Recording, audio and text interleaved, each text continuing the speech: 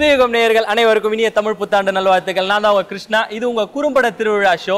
இந்த ஷோ வந்து என்ன அப்படின்னு பாத்தீங்கன்னாக்கா, வெற்றி பெற்ற 5 குறும்பட இயக்குனர்களோட அடுத்த ½ hour நம்ம டிராவல் பண்ண போறோம். மூவி பஃப் 2D என்டர்டைன்மெண்ட் வந்து அவங்கள வந்து நாமினேட் பண்ணி அவார்ட் வின்னரா செலக்ட் பண்ணியிருக்காங்க. அதுக்காக அவங்களுக்கு ஒரு நன்றியை சொல்லிட்டு இங்க வந்து நம்மளோட வெயிட் பண்ணிட்டு இருக்க குறும்பட இயக்குனர்களோட பேசலாம் வாங்க.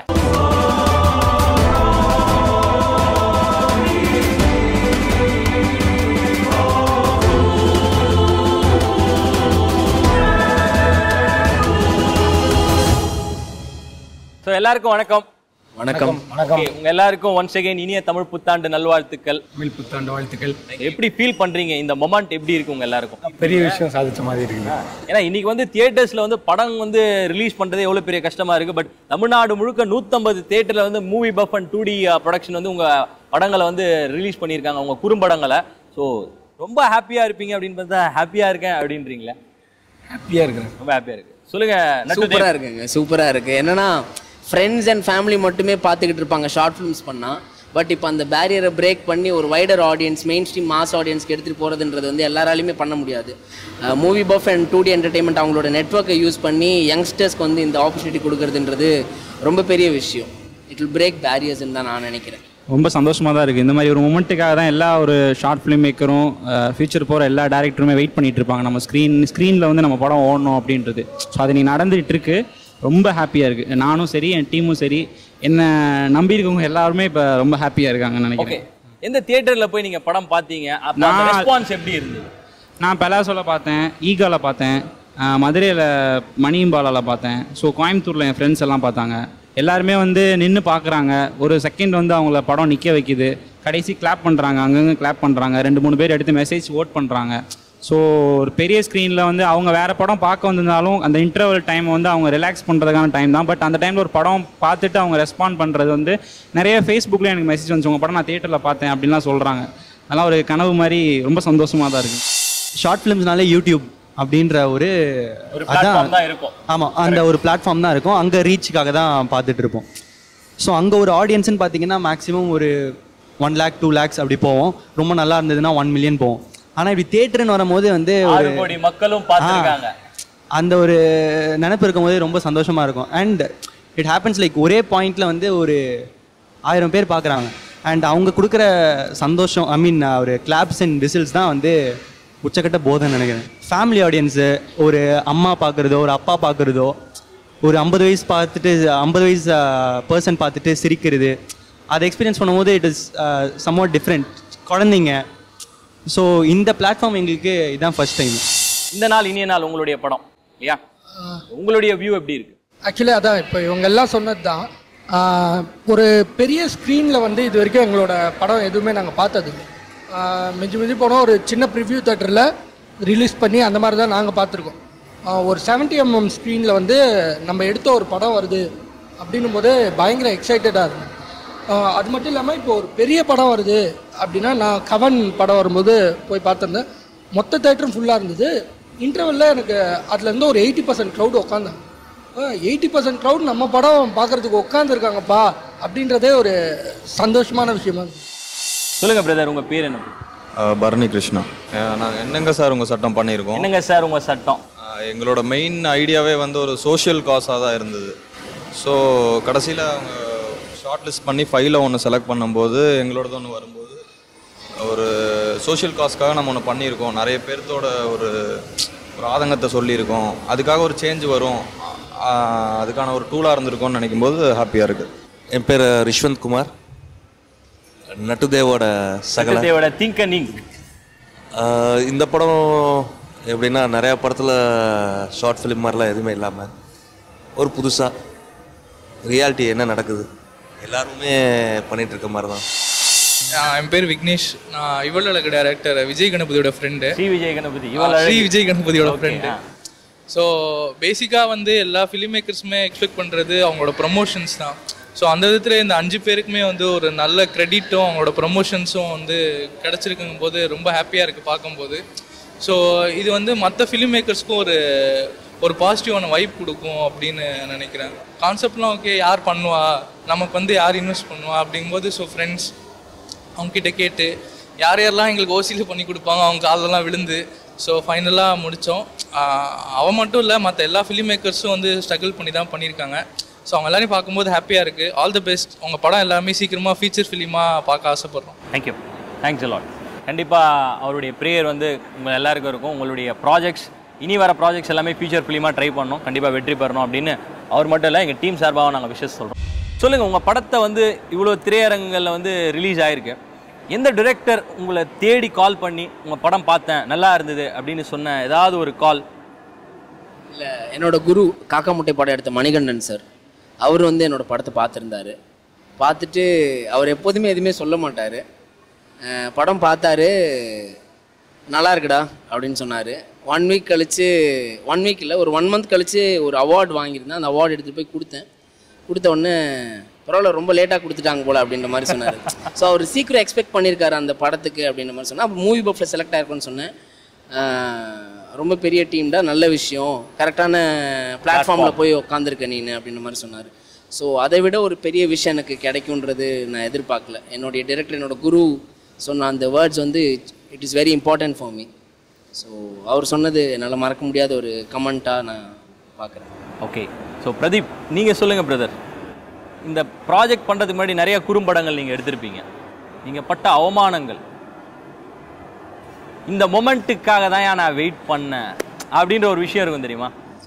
எனக்கு வந்து அவமானங்கள் பெருசாக இல்லைங்க.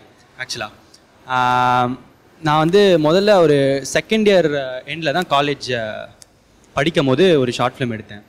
அவமானங்கள்னு பார்த்தீங்கன்னா அப்போ யாருமே நம்பி வந்து நடிக்க மாட்டாங்க. அதுதான் மெயினாக வேணா கஷ்டமான ஒரு விஷயமா இருக்கலாம். அந்த ஒரு படம் நான் பண்ணுற வரைக்கும் யாருக்குமே நம்பிக்கை இருக்காது. அது ஆப்வியஸாக, அது நோ ஃபால்ட் ஆன் தெம், நான் ப்ரூவ் பண்ணணும். ஸோ அந்த படம் வெளியே வந்த போதே எனக்கு ஒரு நல்ல ரீச் இருந்தது யூடியூப்பில். ஸோ அதுக்கு அடுத்தடுத்த படங்களில் எனக்கு பர்ஃபெக்டாக அமைஞ்சுது.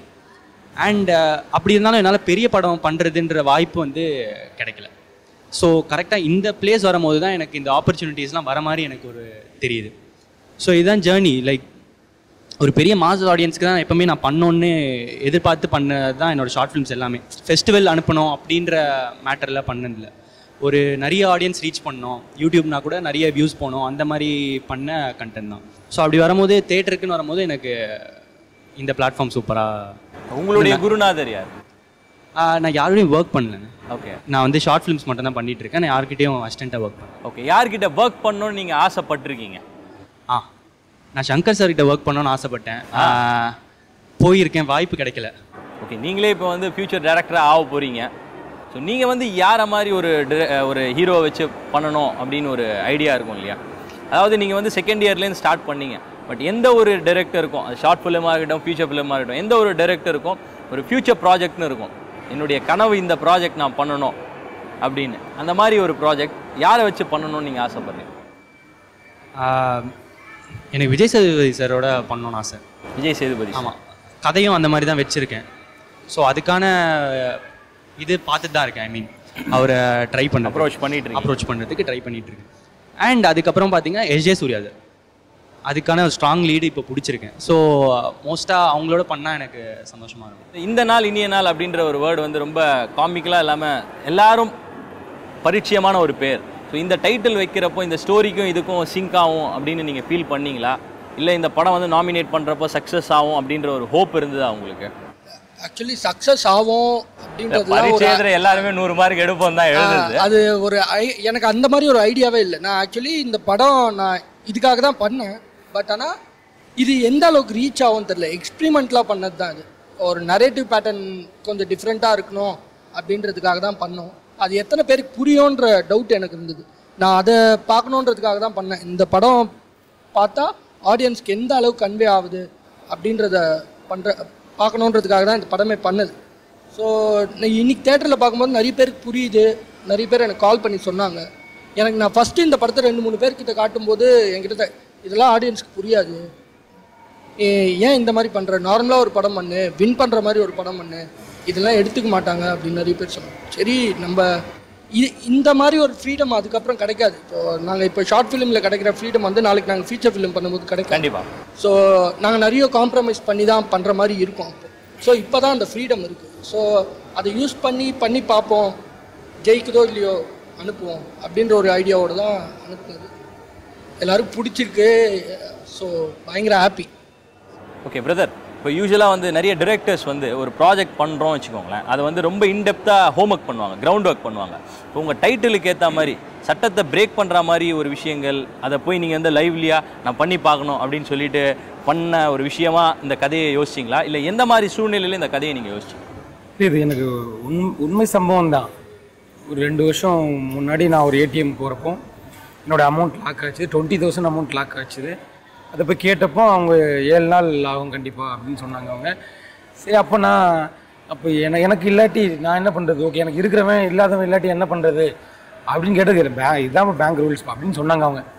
இது ஓகே, இது ஒரு லைனாக வச்சுக்கலாம், நம்ம என்னைக்காச்சும் யூஸ் பண்ணலாம், நம்ம ஸ்கிரிப்டுக்கு யூஸ் பண்ணிக்கலாம் அப்படின்னு சொல்லி மைண்டில் வச்சுனே இருந்தேன். ஓகே, அது அப்படியே ட்ராவல் ஆகிட்டே இருந்துச்சு. ஒரு ஸ்டேஜில் நான் ஃபீச்சர் ஃபிலிம் பண்ணலாம் அப்படின்னு சொல்லி ட்ரை பண்ண ஆரம்பிச்சிட்டேன். அப்போது இந்த 2D காம்படிஷன் அப்படிங்கிறது அனௌன்ஸ் பண்ணதும் ஓகே, ரொம்ப நாளாக மைண்டில் இருந்த ஒரு விஷயம், இந்த விஷயத்தை பண்ணி பார்க்கலாம் அப்படிங்கிறப்போ கேமராமேன் நம்ம பரணி கிருஷ்ணா அவன்கிட்ட ஒர்க் பண்ணோன்னு எனக்கு ரொம்ப நாள் ஆசை. இந்த ப்ராஜெக்ட்டுக்கு இப்போ கூப்பிட்டது காரணமாக அதுதான். இப்போ டைட்டில் வந்து ஷூட் போய் முடிச்சதுக்கப்புறம் தான் அமைஞ்சதுன்னு நினைக்கிறேன். ஓகே, அது வரைக்கும் டைட்டிலே இல்லை. ஆமாம், டைட்டில் வந்து வேற ஒரு பேர் தான் வச்சு, கம்பெனிக்கே இருக்க பேர் வேற மாதிரி வச்சுருந்தோம். அப்புறம் ரொம்ப ஒரு விஷயம் பண்ணி அப்புறம் ஏதோ வச்சு பார்த்தோம். அப்புறம் வந்து இது தாண்டா உன் சட்டம் அப்படிலாம் வந்துச்சு, ஏதோ வந்துச்சு.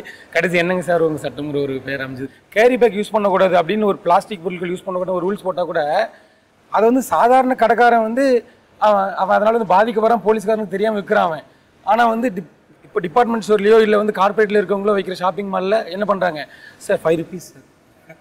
அந்த சட்டத்தோட யூஸ் வந்து அவங்களுக்கு யூஸ். அது எல்லா சட்டத்திலும் அப்படி தான். இப்போ வந்து குழந்தை தொழிலாளர் அப்படின்னு சொல்கிறோம், அந்த சட்டம் சொல்கிறோம். நம்ம ஒரு 10 வயசு பையன் வந்து கரும்பு ஜூஸ் கடையிலோ டீ கடையில் வேலை பார்த்தா அவனை பரிதாபமாக பார்க்குறோம்.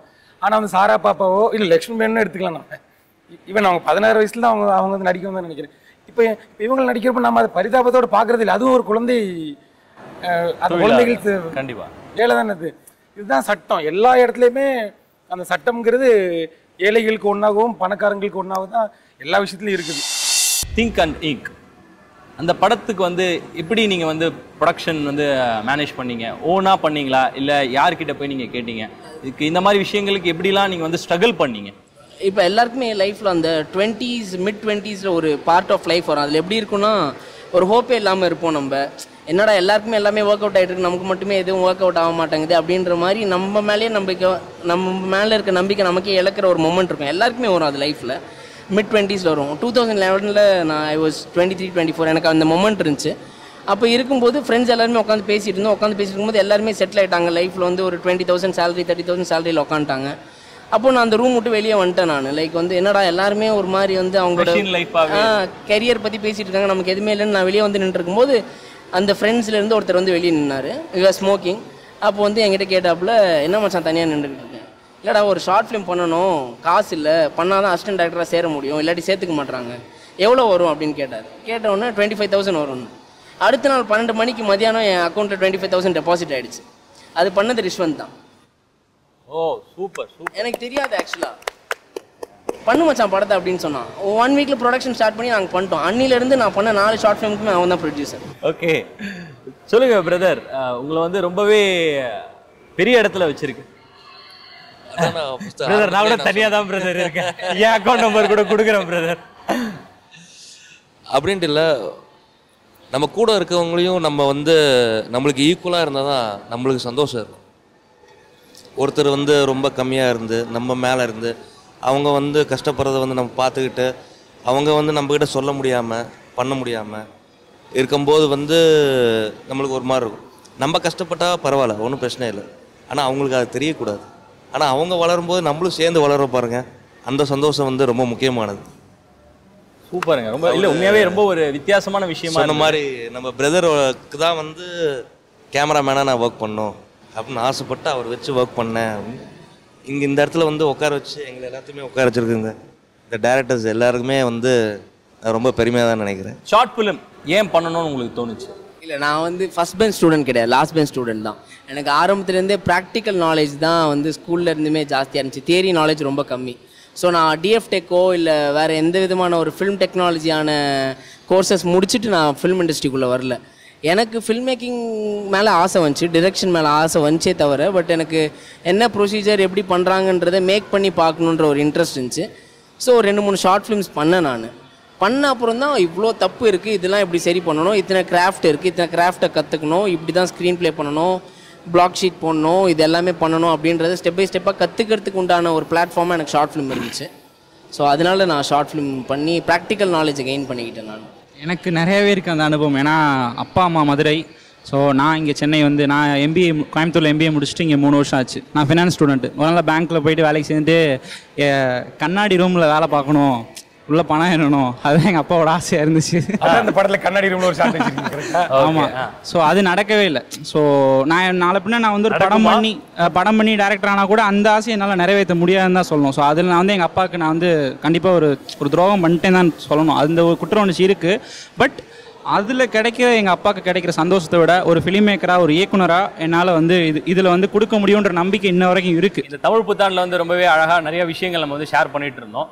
ஸோ இப்போ லாஸ்ட்டாக வந்து ஒரு சின்ன ரேபிட் ஃபயர் ரவுண்ட் மாதிரி ஒரு 3 கொஸ்டின் டக்குன்னு எல்லாரும் பதில் சொல்லணும். எப்படி சொல்வீங்க அப்படின்றது தான். ஓகேவா? ஸோ நீங்கள் வந்து இந்த ஷார்ட் ஃபிலிம் பண்ணி வின் பண்ணியிருக்கீங்க. இந்த தருணத்தில் நன்றி சொல்லணும் அப்படின்னு நினைக்கிற ஒரு ஆள்? என்னோடய ஃப்ரெண்ட்ஸ் எல்லாருக்கும், எஸ்பெஷலி கிருஷ்ணமூர்த்தி சீனிவாசன் ஒரு ஃப்ரெண்டு, இந்த கேமராமேன். அந்த கிருஷ்ணமூர்த்தி சீனிவாசனை இவர் மறக்கவே மாட்டார். ஓகே, அவருக்கு ரொம்ப தேங்க் பண்ணோம். ஓகே, இவங்களோட நான் இந்த படத்தை பார்க்க முடியலையே அப்படின்னு மிஸ் பண்ணுற ஒரு ஆள்? எங்கள் அப்பா இருந்துட்டார். அப்பாவோட சேர்ந்து என்னுடைய படத்தை பார்க்க முடியாது. ஓகே, ஸோ இந்த படத்துக்கு உங்களுக்கு வந்து இவங்க கிட்டேருந்து ஒரு கிரெடிட் கிடைச்சா சந்தோஷமா இருக்கும். எனக்கு வந்து ஏஆர் முருகதாஸ் சார் ரொம்ப பிடிக்கும். மேபி ஒரு நாள் அவர் பார்த்து தம்பி நல்லா படம் பண்ணியிருக்கா அப்படின்னு சொல்லுவார்னு நினைக்கிறேன். நீங்கள் சொல்லுங்கள் நட்டுதேவ், யாரோட படம் பார்க்கணுன்னு ஆசைப்பட்டு இப்போ வரைக்கும் பார்க்க முடியாத மிஸ் பண்ணுற ஒரு ஆள்? எங்கள் அப்பா கூட. அவர் கூட தேட்டர் போய் ரொம்ப வருஷம் ஆச்சு. அவர் கூட்டிகிட்டு போகிறதுன்றது ரொம்ப பெரிய விஷயம். ஸோ நான் அப்பா கூட பார்க்குறத ரொம்ப மிஸ் பண்ணுறேன். சொல்லுங்கள் மகேஷ்ஜி, யார்கிட்டேருந்து கிரெடிட் வரணும்னு ஆசைப்பட்றீங்க? கிரெடிட்டுன்னு இல்லை, எனக்கு மணி சார்னா ரொம்ப பிடிக்கும். அவர் ஒரு 3 நிமிஷம் என் படத்தை பார்த்துட்டாருன்னா போதும், அவர் எதுவும் சொல்லலாம் வேணாம், அப்படி பார்த்துட்டு திரும்பி என்னை பார்த்துட்டு போயிட்டாருன்னா கூட போதும். ஸோ இந்த தமிழ் புத்தாண்டு நாளில் வந்து உங்களுடைய டைமை ஸ்பெண்ட் பண்ணி நீங்கள் வந்து நிறைய விஷயங்கள் ஷேர் பண்ணீங்க, நிறைய கஷ்டங்கள் நிறைய சந்தோஷங்களை எங்களோட ஷேர் பண்ணீங்க.